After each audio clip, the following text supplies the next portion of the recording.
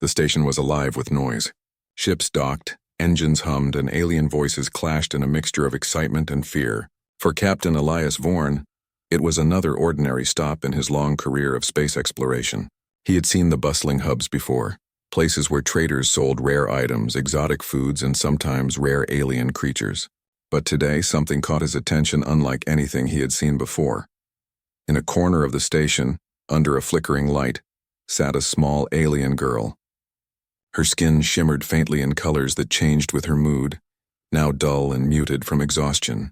Her large eyes, brighter than any human eyes he had ever seen, looked tired and wary. She clutched a small cloth tightly to her chest, her body tense as if expecting to be taken away at any moment. Elias noticed the signs of repeated rejection instantly. This was no ordinary captive. This was a creature who had been returned too many times, a child alien whose hope had been worn thin by disappointment.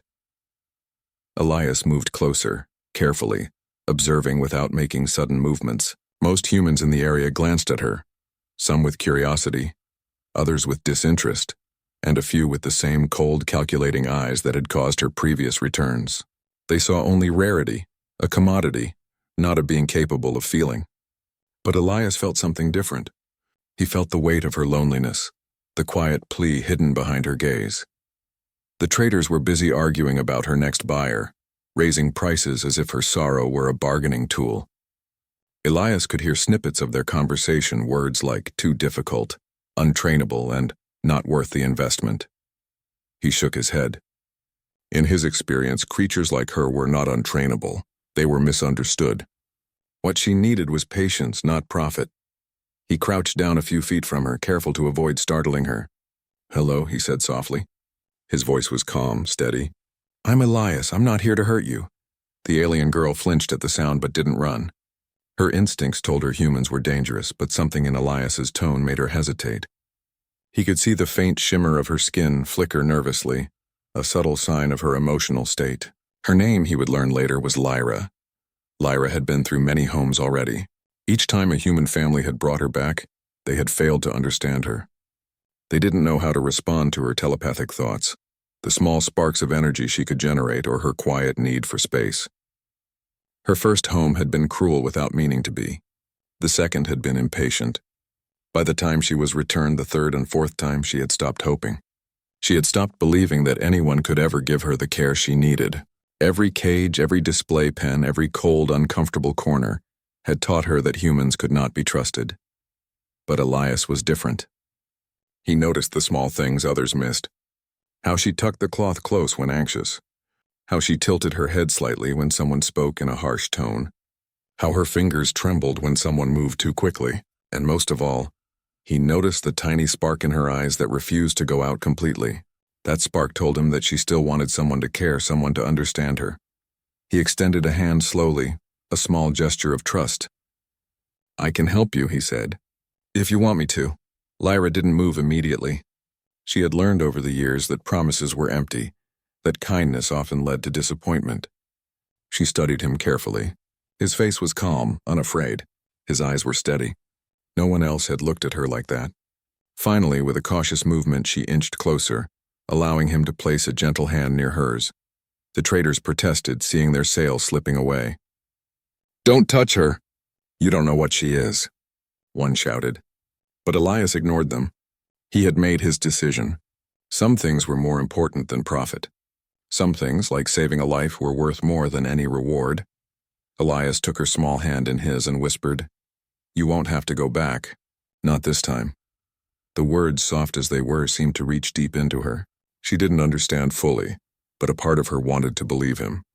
And for the first time in what felt like forever, she felt the barest hint of hope. The adoption process at the station was slow and bureaucratic. Forms had to be signed, medical checks performed, and traders grumbled at the loss of potential profit.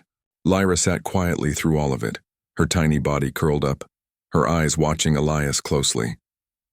He never let her go, even when she tried to hide behind the cloth. His steady presence was reassuring, a stark contrast to the chaos around them. During this waiting period, Elias learned more about her. She could communicate telepathically in short bursts, but only when she felt safe. He discovered that she had an incredible memory, Able to recall star maps in alien languages she had seen briefly, she could sense emotions, a talent that had made her difficult for previous families to understand. But Elias saw this as a gift, not a burden. Lyra's abilities, however, came with vulnerabilities. She was sensitive to loud noises and chaotic environments. Her skin, normally radiant and bright, dimmed when she felt threatened. Humans who did not understand her had misinterpreted these reactions as misbehavior, but Elias was patient. He allowed her to retreat when needed, giving her space without pressuring her. As the final paperwork was signed, the traders reluctantly handed her over. Lyra's eyes darted around, unsure if this was another trick, but Elias knelt to her level, smiling. "We're going home," he said simply. The journey back to his ship was quiet. Lyra watched through the observation window as the station shrank into the distance. For the first time in years, she felt a sense of relief. The buzzing noise of the trade hub faded behind them, replaced by the soft hum of the ship's engines and the gentle presence of her new human guardian. On board, Elias showed her to her new quarters. They were simple but comfortable, designed with her needs in mind. Soft lights, temperature control, and a small space for her to practice her abilities safely. Lyra explored cautiously, her curiosity slowly overtaking her fear.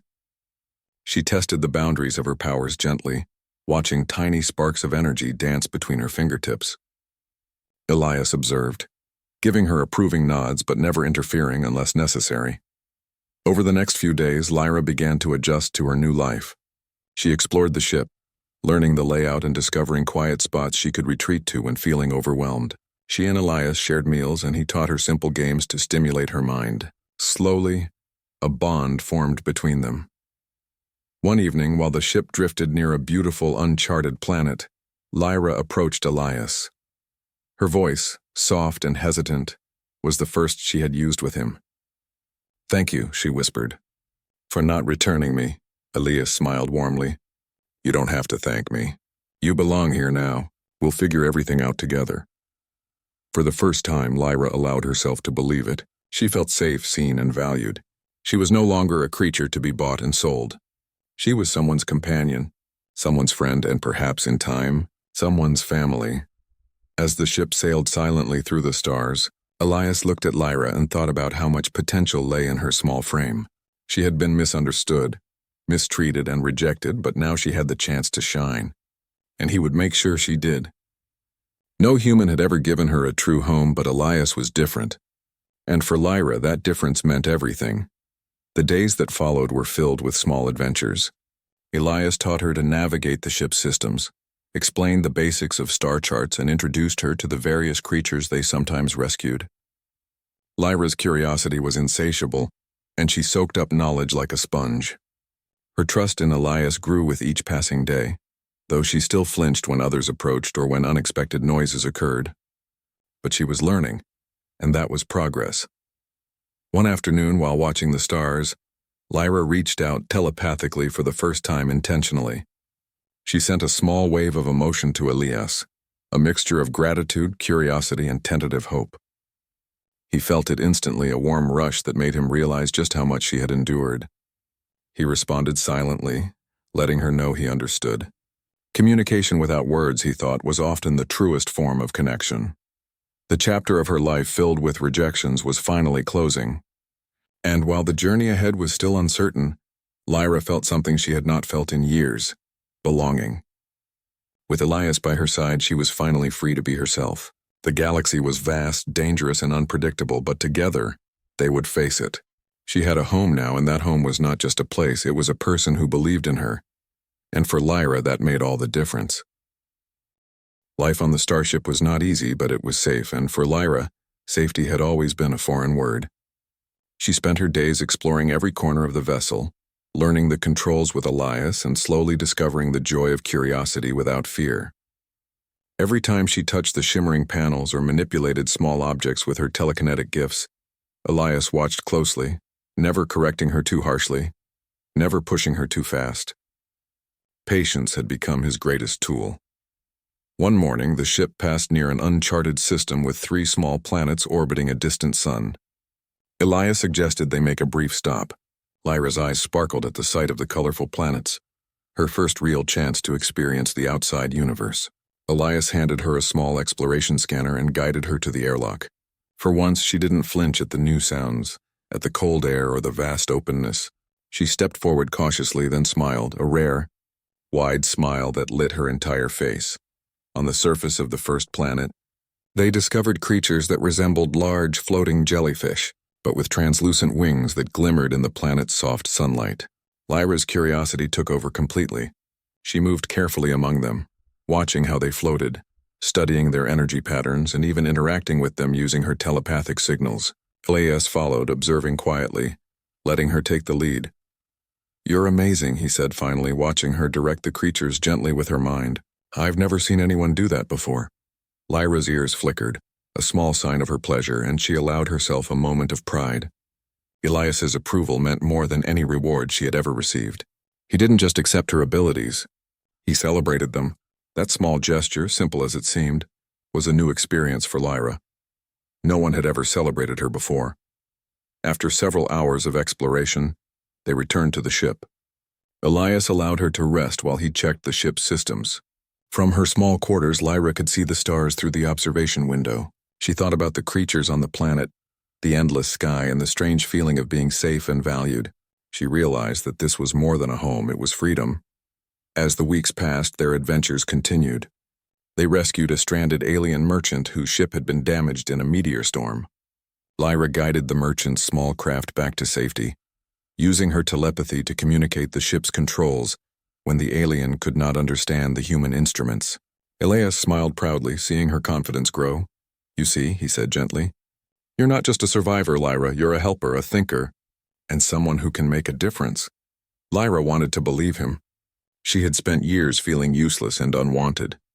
But now, with every small success, she felt a part of something larger, something meaningful. She began to trust herself again, not just Elias. One day, a transmission came through from a nearby colony under threat from raiders. The colonists were outnumbered, their defenses minimal. Elias prepared the ship for a rescue mission, and Lyra insisted on helping. "I can do it," she said quietly, determination in her voice. "I can help them." Elias hesitated. He knew the dangers, but he also knew that trusting her was part of her growth. "Okay," he said finally. "We do this together." The mission was tense.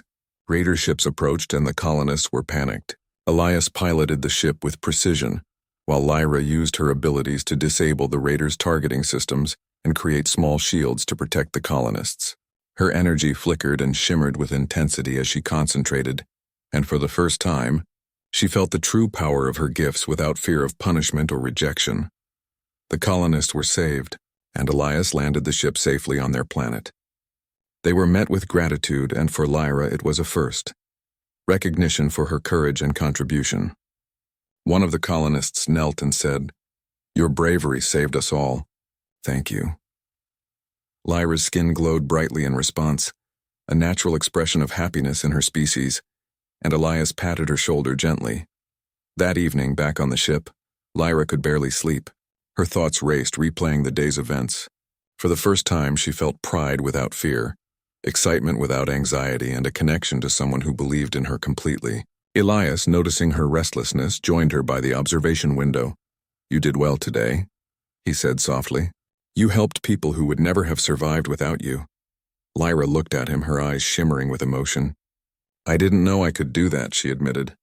"No one ever let me try before." Elias smiled warmly. "You can do anything you put your mind to. You just needed the right home, the right person to trust." For the first time, Lyra allowed herself to consider what that meant.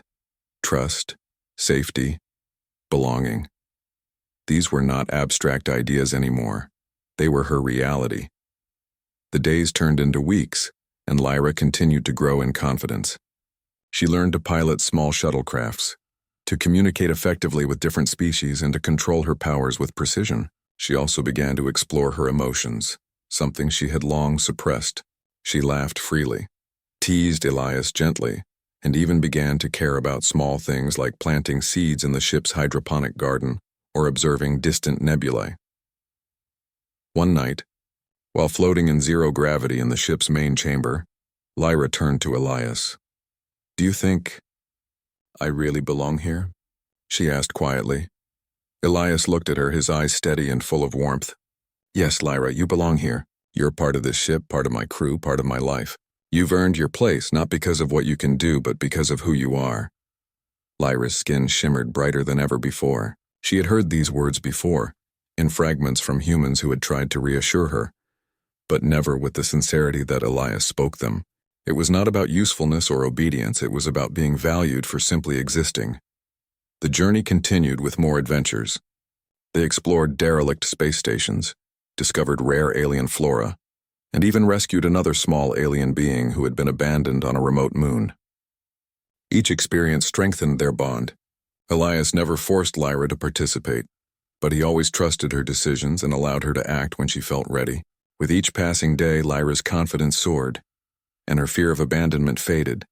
Eventually, they came across a planet with a beautiful bioluminescent forest. Lyra ran through it, laughing freely as her skin glowed in harmony with the glowing plants around her. Elias watched, amazed at the transformation. This small alien girl, once rejected and returned repeatedly, was now vibrant, confident, and full of life.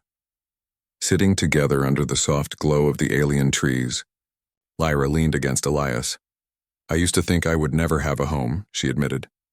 I thought I would always be alone. Elias placed a hand gently on her shoulder. You'll never be alone again. You have a home now, and it's not just a place, it's us.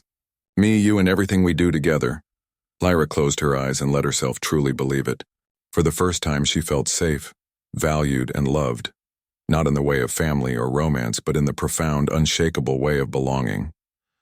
Her past rejections no longer defined her. Her present and future were hers to shape. The ship sailed onward, through star systems unknown, past glowing nebulae and quiet planets.